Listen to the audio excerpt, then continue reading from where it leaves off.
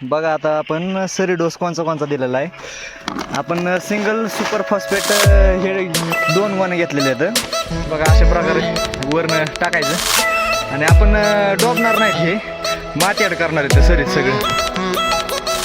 आता ह्याचा फायदा काय होतो नाहीत असल्यामुळं की मशीन आपली पार शेवटपर्यंत येणार आहे. पार शेवटपर्यंत आल्यामुळं पूर्ण खरडून ऊस निघणार आहे. जरी पण नाही जरी मशीन लावली तरी पण आपलं तुळणी जरी तोडायचं म्हणलं तरी काय होतं जास्त 86चा ऊस पडत नाही आणि झोपला तरी पण जास्त उगवतो जास्त प्रमाणात. नमस्कार मित्रांनो, स्वागत आहे तुमचं परत नवीन एका व्हिडिओमध्ये. आज आपल्याला ऊस लागवड करायची. ऊस लागवड करण्यासाठी आपण बघा 4.5 फुटाची सरी काढलेली. 4.5 फुटाची सरी काढण्याचं कारण काय आहे की आपल्याला भविष्यात जरी टोळ्या नाही भेटल्या तरी मशीन लावून ऊस काढून घेता येतोय. त्यासाठी आपण डायरेक्ट 4.5 फुटाची सरी काढलेली. आता आपण बेनं कोणचं लावतो ते तुम्हाला सांगतो. आपण 86-032 कोइंबतूर हे बेनं लावणार आहे. तर कारण काय होते, दुसरं जरी आपण बेनं लावलं म्हणजे 265 झालं, 10,001 झालं, म्हणजे बाकीच्या व्हरायटी जरी लावल्या तरी आपल्या वातावरणानुसार ते चांगले उगवत येतं, त्याचा काय विषय नाही. पण काय होतं आपल्याला मशनीद्वारे तोडायचं म्हटलं तर काय होणार आहे, ती तुकडं होते त्या ऊसाचं जास्त. तुकडा झाल्यामुळं ती सगळं पाटात पडते आणि थोडं नासधूस होती त्याची. त्यामुळं आपण काय केलेलं आहे, ते मशनीच्या पुढच्या नियोजनासाठी पण हे बघा हे 8 तास जे काढलेले आहेत का, हे तासलेले नाहीत अजिबात, असंच खालच्या कडीने पण आहे.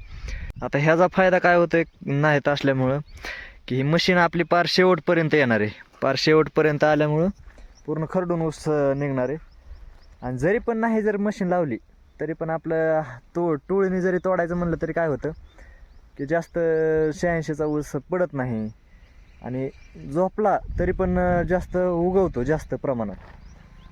दुसरं ऊस काय होते की उगवण क्षमता जरा कमी राहते आणि फुटवा कमी राहतो थोडा.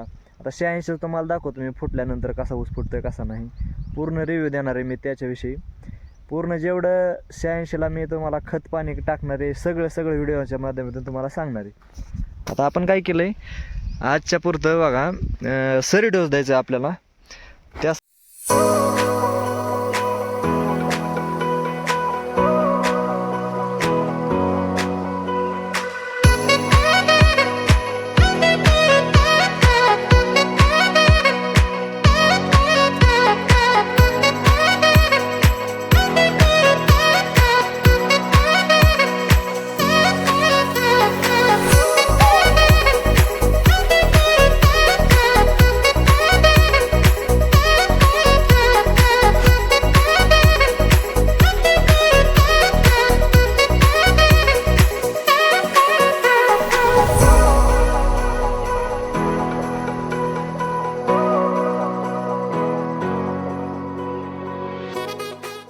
बघा आता आपण सरी डोस कोणचा दिलेला आहे.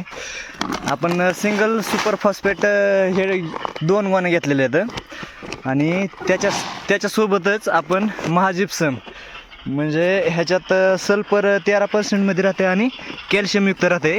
हे आपल्याला काय म्हणते तर वाढ होण्यासाठी मदत करते चांगलं ऊसाची. ते बऱ्याच फळाला ह्याला जमते. आता ह्याचं बघा, ह्याचं काम काय राहते की तुमचं नायट्रोजन, फॉस्फरस आणि पोटॅश ही मिक्स कॉम्बिनेशन ह्याचं. ह्याने आपल्याला मुळाची वाढ फास्टरित्या होते आणि ह्याचा मातीची हे जे मऊपणा ही मेंटेन राहतो.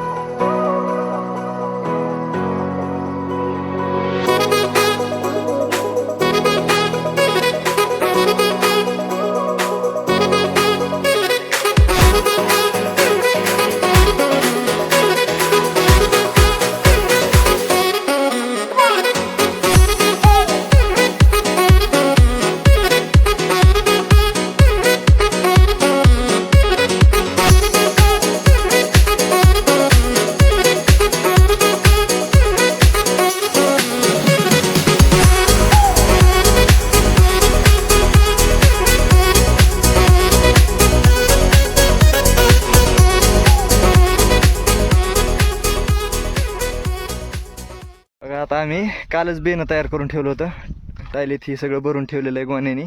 आता डायरेक्ट आपण रानात नेऊ आणि हातरायला सुरुवात करू.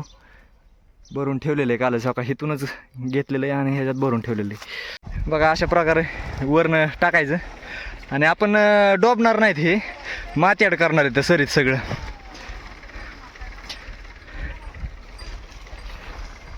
सरी आड पुढं आता खत टाकायला चालू केलं आहे आणि लगेच मागं बाया. बघा हे कसं केलं नियोजन, आपण डोबणार नाहीत कांड्या, ह्याला डायरेक्ट आपण माती ॲड केलेलं आहे. खाली हातरायची कांडी अशा प्रकारे आणि त्याच्यावर माती टाकलं आहे साईडने, म्हणजे पाणी दिल्या तरी वाहून जात नाहीत कांड्यानं, काहीच होत नाही. आणि काय होते मेन म्हणजे उगवायला पण आपल्याला सोपं जाते. काय होतं आहे डोबलं तर जास्त खोलवर कांडी जाते, त्यामुळं उगवायला त्रास करतं. आणि अशा रीतीने आपण जर केलं तर आता ही वरच्या वरी लगेच उगवायला सोपं जाते. 5-6 दिवसात तर आपल्याला कोंब दिसायला लागतील.